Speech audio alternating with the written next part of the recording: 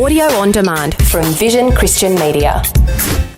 Foundations. The Shabbat bread is challah bread, but the normal everyday word for bread is lechem.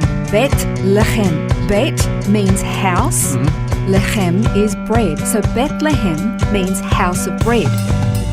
Foundations. Understanding the Jewish foundations of our Christian faith. With Robbo Robinson and Mandy Warby. We've been learning about the significance of the Sabbath, and there are three essential elements in the celebration of the Sabbath. We've learned about the candles and the wine, and in this program we're going to be learning about the bread. In this particular part of the tradition, again, these particular traditions, they're just that. If you read Scripture, you don't find these traditions laid out. So these are traditions that have developed. And if you learn anything about Jewish people, they love their traditions. And some of them were problematic, but they're not all. Certainly not all. Some of these are just absolutely beautiful and they're really rich in their symbology. Having said that, yes, Jewish people do love their traditions, but so does everybody else around the world. We all have our traditions in one way or another. But the next tradition that we're going to look at is the reciting of the hamotzi over the bread, the challah bread. This is the special bread that is only used for the Sabbath. Now, generally, this particular bread is like a little plaited loaves. And they will always use two plaited loaves.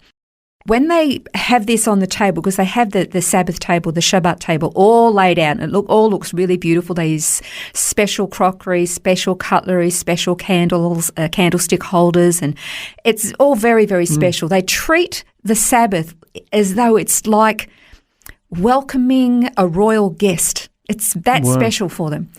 And so they have this plate, and there'll be the two loaves of bread, and the father will lift the bread, one loaf of the bread, and the plate itself has got salt all over it, or a dish with salt on it, and he lifts the bread and he will recite the blessing, which is, "Blessed are you, Lord our God, King of the universe, who brings forth bread from the earth." And he will tear a chunk of bread off, he'll dip it in the salt, he'll then eat this piece of bread, and then he'll pass the bread to everybody else, and they will equally tear off a hunk of bread, dip it in the salt, and then eat it and pass it around until everybody's had some. Well, of course, the first question that comes to my mind is, why the salt? Like, why is he dipping it in salt? What's the significance of that? Well, can I just confess to you something that when I first learned of this, I asked exactly the same question. What's with the salt?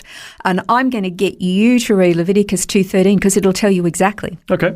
Well, that says, "Every grain offering of yours, moreover, you shall season with salt, so that the salt of the covenant of your God shall not be lacking from your grain offering. With all your offerings you shall offer salt." Well, there you go. The salt is to represent the salt of the covenant of your God. The salt represents the covenant. What happens if you add salt? It adds life, preservation. We are supposed to be the salt of the earth. That's We're right, to take this life, this everlasting, message of hope that we have with the gospel.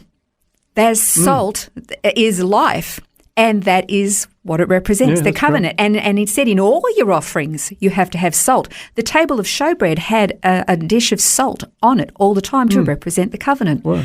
So the reason that they have salt every single Sabbath is they're remembering this eternal, unconditional covenant that God has with them, that He's made with them. So every week they're having bread, they're having wine, they're having salt to remember the covenant that God made with them. That's amazing. Isn't that just amazing? Now, for Messianic Jews, they realise, of course, the real significance of this is that Jesus fulfilled the covenant. His broken body on the cross, the poured out blood that was shed for him in the Last Supper. Matthew 26:26 says, "While they were eating, Jesus took the bread, and having blessed it," remember, blessing means to kneel, to bow, to submit, so that God will do the empowering to do what is required. So after a blessing, he broke it, he gave it to his disciples, and he said, "Take, eat, this is my body." Well, in Luke, it goes a bit further than that. Luke 22:19, it says, "When he had taken some bread and given thanks, he broke it and gave it to them, saying, 'This is my body which is given for you. Do this in remembrance of me.'" What is it that the Jews do every single week? They break the bread. They break the bread and they remember. They remember the covenant. They break the bread, they drink the wine. And here's the thing. Most Jews do not realize the symbology of who this meal is actually representing. Remember, Jesus was the Passover lamb where they had the shed blood of the lamb. They ate bread without leaven. They consumed the flesh of this sacrifice for them, this covenant, this promise that God was making to them. And they have done this ever since that time. This has been part of this Sabbath rest, this symbolic meal that they don't even realize that it's representing Jesus. Yeah. And he instituted this. That's right.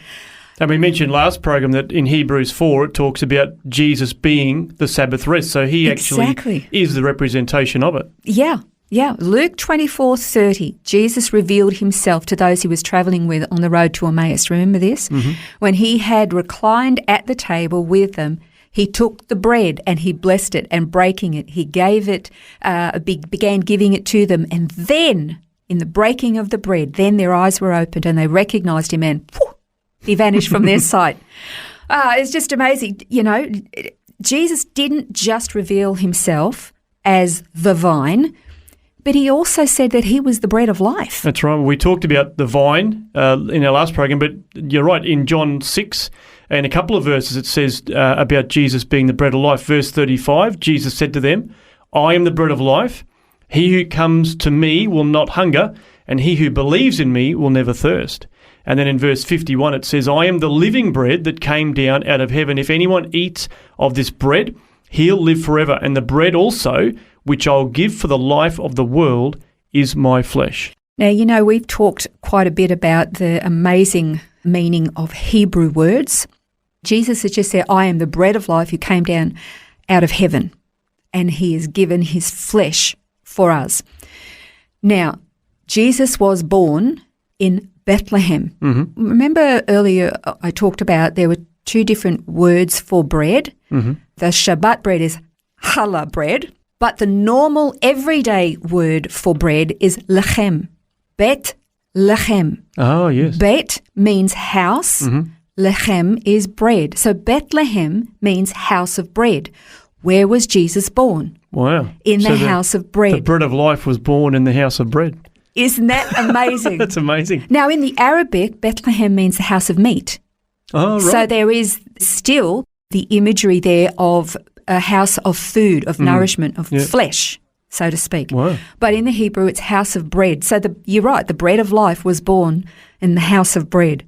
You know, there's every time you just dig a little bit, you grab a shovel and you just dig a little bit, you find another treasure. Jesus is the fulfillment of this bread, the bread that is shared and eaten every single Friday evening during the Sabbath meal, the Shabbat, in Jewish homes all around the world, to the absolute fulfillment of the eternal covenant that God made with his people. Bread with salt, the wine representing the body, the blood, and the salt of the covenant, remembering this promise.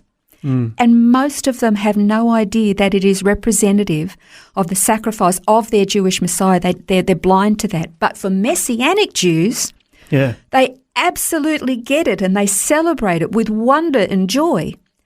We Christians don't see it because of this severing of this Jewish heritage. We don't see it, but these traditions are so rich that we can learn so much. We don't have to follow these traditions, but at least knowing and understanding the representation or the symbology just brings so much depth. Well, just for a Christian, as they take communion, which is our regular remembrance of Christ, to understand this background and the history and the culture of it, it does add a greater layer of significance to what we're doing. You know, bread and wine is so integral throughout the story. Just as an aside, do you remember when Abraham rescued Lot after they had been taken captive?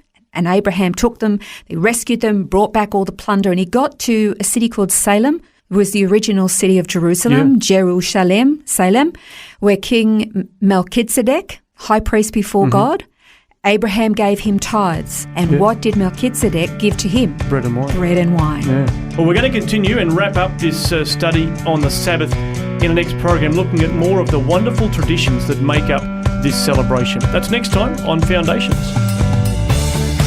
This has been Foundations, a look at the Jewish foundations of our Christian faith. For study notes, resources and more, see vision.org.au/foundations.